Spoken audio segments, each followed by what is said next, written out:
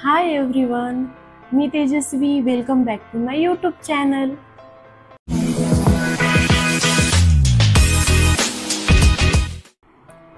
So I am back after so long. बऱ्याच महिन्यांनंतर, खूप दिवसांनी मला माहिती आहे की मी आज व्हिडिओ बनवत आहे आणि मी त्यासाठी खूप एक्सायटेड आहे. खूप दिवस झाले की मी यूट्यूबवरती इनॅक्टिव्ह आहे. खूप असे व्हिडिओ काही बनवले नाही आहे जे आणि अपलोडही केलेले नाही आहेत. त्याबद्दल त्यासाठी मी तुमचे खूप मनापासून सॉरी आहे. तर आज मी जो नवीन व्हिडिओ आहे तो घेऊन आलेली आहे तुमच्यासाठी. तर हा व्हिडिओ तुम्हाला आवडला तर व्हिडिओला माझ्या लाईक, शेअर आणि सबस्क्राईब करायला विसरू नका. तसेच बेल आयकन प्रेस करायलाही विसरू नका, जेणेकरून तुम्हाला जे पुढील व्हिडिओ आहेत जे येणार आहेत. आणि मी आशा करते की मी प्रयत्न करेल की मी आता ॲक्टिव्ह राहील यूट्यूबवरती. तर मी असे तुमच्यासाठी नवीन नवीन व्हिडिओज घेऊन येत राहील. तर तुम्ही व्हिडिओला लाईक, शेअर आणि सबस्क्राईब करा आणि असंच भरभरून माझ्या व्हिडिओला आधी जसं प्रेम दिलं आहे तसंच प्रेम द्या. चला तर मग व्हिडिओला आपण सुरुवात करूया.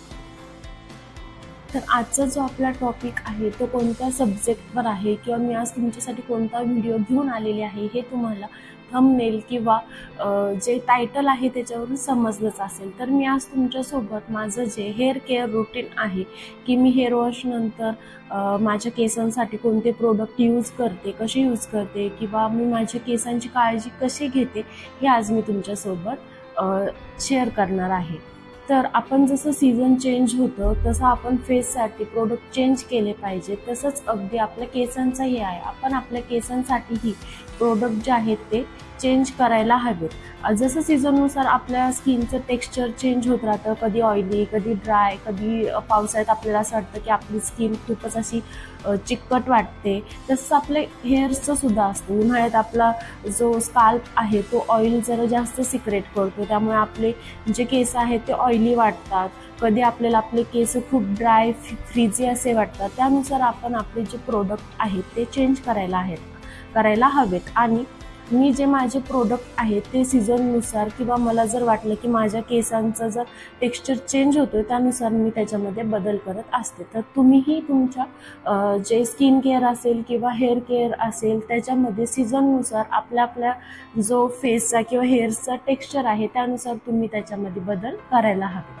तर मी आज तुम्हाला इथे दाखवणार आहे की मी कोणते प्रोडक्ट माझ्या केसांसाठी यूज करते. तर मी फर्स्ट जे शॅम्पू आणि कंडिशनर सध्या यूज करत आहे तर ते मी स्किन क्राफ्टचं शॅम्पू आणि कंडिशनर माझ्या केसांसाठी यूज करत आहे. कारण मला मध्ये थोडंसं स्काल्फला डॅन्ड्रफचा इश्यू असं वाटत होता, त्यामुळे मी स्किन क्राफ्टचे प्रोडक्ट आहेत जे आपल्याला कस्टमाइज करून देतात आपल्या हेअर्स प्रॉब्लेमनुसार. तर मी ते मागवले आणि ते यूज केले तर मला त्याचा खूप छान असा रिझल्ट पडलेला आहे. म्हणजे माझा डॅन्ड्रफ जो आहे तो 95% आपण म्हणू शकतो की जो गेलेला आहे. तर मी सध्या स्किन क्राफ्टचं जे शॅम्पू आहे, तुम्ही शॅम्पू पाहू शकता की ऑलमोस्ट संपत आलेला आहे शॅम्पू. आणि त्याचं जे कंडिशनर आहे ते मी यूज करते स्किन क्राफ्टचं. तर आता मी ह्यानी जे आहे माझं हेअर वॉश केलेलं आहे.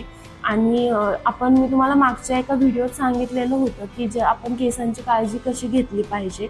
तर मी माझे हेअर्स जे आहेत ते नेहमी सॉफ्ट टॉवेलनी किंवा आपला जो टी शर्ट असेल त्याने मी जे केस आहे ते ड्राय करते. आता माझे केस जे ड्राय झाले की त्याच्यानंतर मी जे केस आहेत ते पूर्ण ड्राय होऊन नाही देत. आता तुम्ही पाहू शकता की आज मी हेअर वॉश केलं आणि माझे हेअर्स जे आहेत ते थोडेसे वेट आहेत. तर ह्या वेट केसांमध्येच मी आता काय करणार आहे, जे सिरम आहे ते मी अप्लाय करणार आहे. तर मी इथे लिओनचं सिरम जे आहे ते माझ्या केसांसाठी यूज करते. तर केसांच्या अशा 2 भागांमध्ये डिव्हाइड करून पार्टिशन करायचे आणि त्याच्यावरती तुम्ही जे आहे ते सिरम अप्लाय करू शकता. तर मी इथे लिओनचं जे सिरम आहे ते मी अप्लाय करते.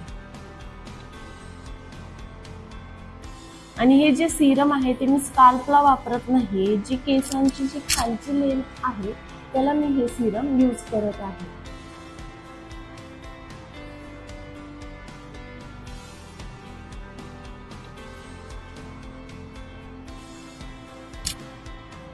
तसंच मी ह्या साईडला ही सिरम जे आहे ते अप्लाय करून घेणार आहे.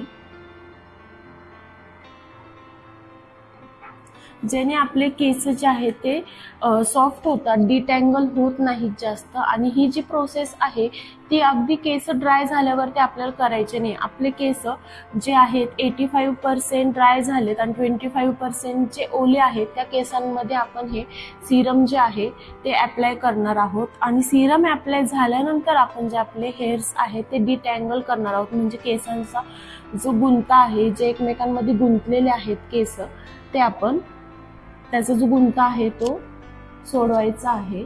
तर मी इथे माझं कंडिशनर जे आहे ते अप्लाय करून झालेलं आहे। त्यानंतर मी काय करते, हा जो मोठ्या दातांचा जो कोंब आहे, जे दात किंवा ब्रेसल्स आपण जे म्हणू शकतो ते मोठे आहेत, त्यांनी मी नेहमी माझे जे केस आहे ते डिटँगल करते, त्याच्यात जो गुंता आहे ते काढते। आणि मी केस नेहमी आपण जे आहे ते वरून आपण गुंता काढायचा नसतो, आपण केस नेहमी खालून गुंता काढत वरती न्यायचा, म्हणजे आपले जे केस आहेत ते अर्ध्यातून तुटत नाहीत किंवा डॅमेज होत नाही। तर अशा प्रकारे जे मी माझ्या केसांचा आहे तो गुंता काढत असते। तर मी आज तुम्हाला दाखवते की मी माझ्या केसांचा गुंता जो आहे तो कसा काढते। आणि ठीक आहे, हेअर वॉश केल्यानंतर आपले जे नॉर्मली रोज जे केस थोडे गळतात त्याच्यापेक्षा थोडे एक्स्ट्रा केस हे आपले हेअर वॉश केल्यावर जेव्हा आपण फर्स्ट टाइम केस विंचरतो तेव्हा आपले थोडे जास्त गळतात। आणि ही जी प्रोसेस आहे ती अगदी नॉर्मल आहे। कोणाकोणाला असं की आपण अरे हेअर वॉश केला की खूपच केस गळतात आपले पहिल्याच दिवशी, हे सगळ्यांचंच होत असतं। त्यामुळे त्या गोष्टीचं काही टेन्शन घ्यायचं असं काही वेगळं कारण नाही। तर मी तुम्हाला आता दाखवते की माझी केस मी जे आहे ते डिटँगल कसे करते। तर सर्वात आधी मी माझा जो माईक आहे तो काढून ठेवते आणि आता मी तुम्हाला दाखवते की मी डिटँगलिंग कशी करते।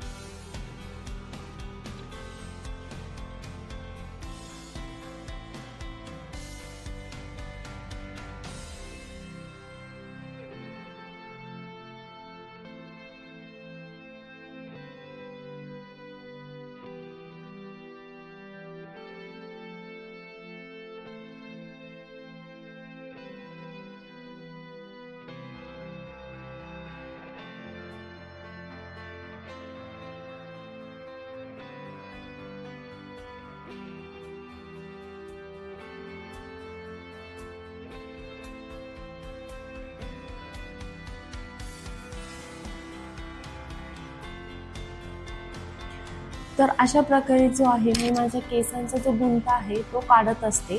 तर तुम्ही पाहू शकता की माझे एवढे जे केस आहेत ते फक्त गळालेले आहेत, जे की खूप नाही आहेत, एवढे केस जे आहेत ते माझे गळतात। जर आपण प्रोसेस जी आहे जी व्यवस्थित केली, हेअर वॉश पासून ते आपण हेअर्सला सिरम वगैरे लावून आपण त्याचा गुंता कसा काढतो, तर आपले केस अगदीच एकदम व्यवस्थित आणि हेल्दी जे आहेत ते राहणार आहेत। तर आता हे झाल्यानंतर मी माझ्या केसांवरती सध्या जे मला स्किन क्राफ्ट करून जे सिरम आलेला आहे हेअर सिरम जे की मी स्काल्पला लावते, तर ते मी यूज करत असते आणि हे प्रोडक्ट अगदी छान आहे. हे कुठलं पेड प्रमोशन वगैरे नाही आहे.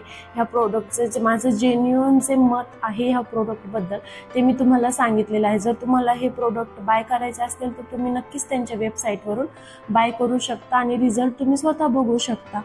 तर आता ह्याचं जे स्किन काफचं जे सिरम आहे ते मी माझ्या हेल्थच्या ग्रोथसाठी आणि डॅन्ड्रफ न होण्यासाठी जे मी हे यूज करत असते. तर हे जे सिरम आहे तर ते मी माझ्या स्काल्पवरती हेअर वॉश नंतरच अप्लाय करून घेते. ह्यानी काही ऑइली वगैरे स्काल्प होत नाही आणि व्यवस्थित त्याला मसाज करते. सिरम किंवा ऑइल आपण नेहमी थोडंसं पार्टिशन करूनच आहे ना अप्लाय केलं ना तर ते चांगलं स्काल्प पर्यंत पोहोचतं. तर तुम्हीही तसंच ट्राय करत जावा. हे माझंच हेअर केअरचं जे रुटीन आहे ते मी तुम्हाला सांगत आहे. तुम्हाला जर ते आवडलं तर तुम्ही नक्कीच करून पहा आणि तुम्हाला जर रिझल्ट चांगला वाटला तर रिझल्ट माझ्याशी नक्की शेअर करायला विसरू नका तुम्ही. तर हे मी असं अप्लाय करते. तर स्काल्प आपला थोडा ओला असतो ना तेव्हा आपल्याला प्रोडक्ट जास्त लागत नाही. जर त्याच्यामध्ये आपण जर बाकीचे प्रोडक्ट जर यूज केले तर आपले केस ऑलरेडी थोडेसे ओले असतात. त्यामुळे ते जे प्रोडक्ट आहे ते व्यवस्थितरित्या जे आहे ते आपल्या स्काल्पमध्ये आपल्याला जिथे जिथे हवं आहे तिथे व्यवस्थित जे प्रोडक्ट आहे ते अप्लाय पण होतं आणि व्यवस्थित एक पसरतं सुद्धा जिथे आपल्याला हवं आहे ते कमी क्वांटिटीमध्ये व्यवस्थित. तर मला थोडासा इथे माथ्यावरती डॅन्ड्रफचा इश्यू होता तो आता पूर्णपणे गेलेला आहे.